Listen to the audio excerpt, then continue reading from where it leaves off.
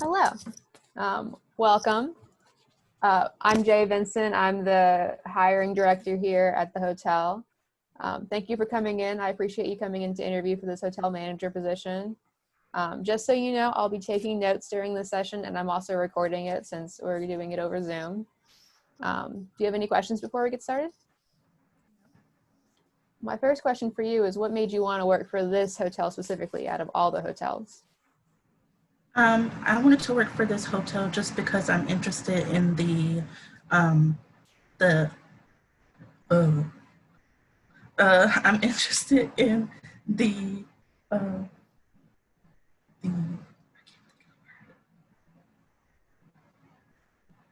I just like the way the hotel runs, and I like how they do things, how you guys do things here. And I just like the brand. That's what I was trying to think of. Yes, brand. Awesome. Well, I'm glad you enjoy our brand. Tell me a little bit about what your leadership style is. I like to just be there for people. I don't like to dictate things. I want them to be able to come to me, just ask me questions. Just always be there to help people. You sound very supportive. That's nice. Do you think you're the right person for this position, and why do you think so? I think I'm the right person for this position because I just feel like I could be a good leader. I just I mean, I've gone to school for this. I've always wanted to do this, so I'm very passionate about it. So I can tell. My next question for you is, what is your most memorable experience while staying at a hotel? So it could be either one you've worked at or one you've just stayed at, but the best or worst experience you've had. Okay. Let's think. I guess my best experience would be my internship. I worked at the Hilton Hotel in Asheville. I got to do everything. I got to be in the housekeeping. I got to work front desk. They had a restaurant there. I got to work there in the kitchen and out in the dining room. I also got to work with events, so I enjoyed that. I got to go to the sales department, HR, everything. So I really enjoyed that experience. What was your favorite department you got to help with? Surprisingly, it was housekeeping, just because, I don't know. I guess it was like all the hard work and everything that I was doing that I really enjoyed, but yeah. Yeah, I definitely agree. Housekeeping is some of the most important department we have because of all the hard work they do. Yes. Tell me about a time you oversaw others and had like a communication breakdown. How did you handle that? Um,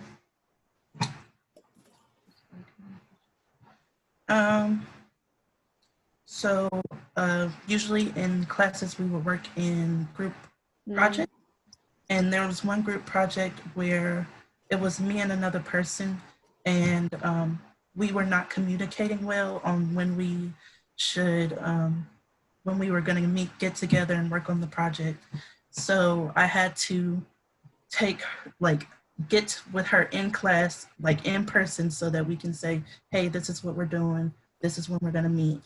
And yeah, so that's how I handled it. Like, I think meeting in person was better than like communicating over like text or email, because we were face to face, so we had to talk about it. Yeah, playing that phone tag game can be very Yeah. exasperating. I get you.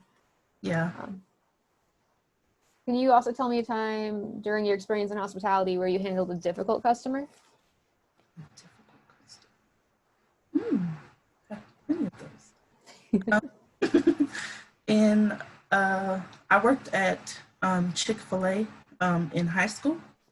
I worked there for 3 years. So I had a lot of difficult customers, but I do remember it was a catering order, I believe. Yes. And it was taking us longer to get it ready, and they were really upset about it. So I had to be like, this person is here, they're waiting for their catering order. What should we do? Like, and they're getting upset that it's taking so long and it was supposed to be ready. So I just went to my manager. They went and talked to them, and I went and helped with the catering order to get it out for them faster. So, Nice. It's always good to hear about people pitching in to help. It's important. yeah. Yes. Um, so let's think of more hypothetical like situations than past ones, okay? If you were in a situation where a customer was complaining and unhappy due to having like room neighbors of a different race or identity, how would you handle that conversation? Well, that's a tough. I mean, I guess I would have zero tolerance for that kind of thing. So I guess I would just say either you can keep this room or I can move you to a different room, but I can't do anything about them because they paid for that room. So either you can move or you can stay, but I can't tell those people they have to move.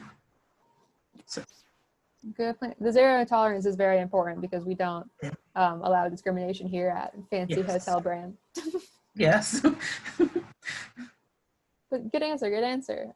What about if you were in a situation where an employee was ghosting you, like not showing up, not replying? How would you handle that situation? Well, that would be a very difficult position to be in just because that would leave us at low staff. So I guess the first thing I would do is, I guess I would just try to, it's really hard. I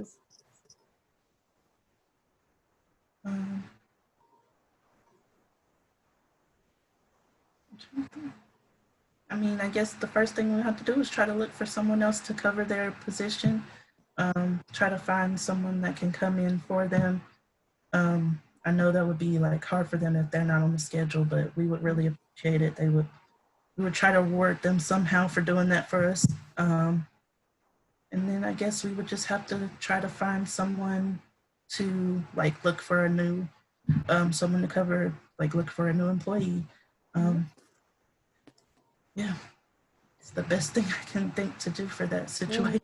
I think you're right. I think it's very important to like reward the people who come in last minute for emergency reasons, because I understand nobody wants to do that, but it's incredibly difficult to run a hotel when you're short staffed. So yes.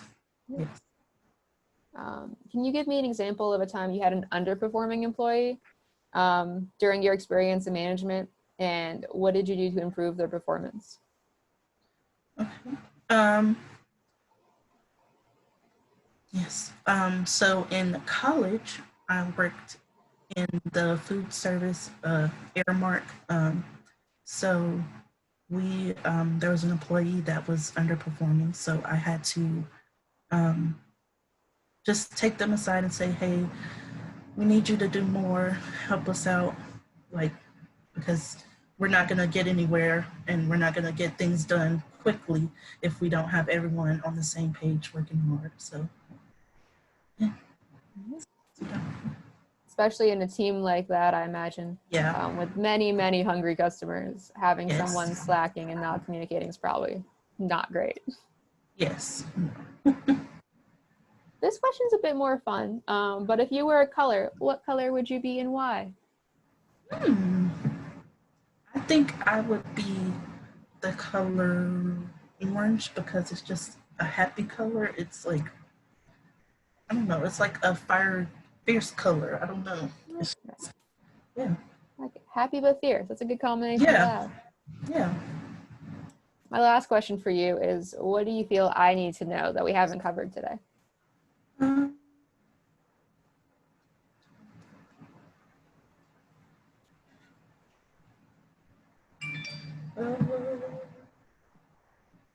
I'm not sure. I think that everything we've covered is pretty much it. Yeah. I don't think there's... No, I liked your answers. It was very solid. Do you have any questions for me about either the brand, the application process, this interview, anything? Do not have any questions at this time. That's all right. That's it. Well, if you think of any, you already have my email, so you can contact me. We'll get back to you within the next like 2 weeks. And either you'll hear that like we've decided to go somewhere else, or you'll hear about the next steps. And the next steps will be a second round of interviews as we narrow down our choice. But I want to thank you for coming in today. I really appreciated it. Thank you. It's been nice getting to know you, getting to hear about your experiences, and I hope you have a wonderful day. You too. Thank you.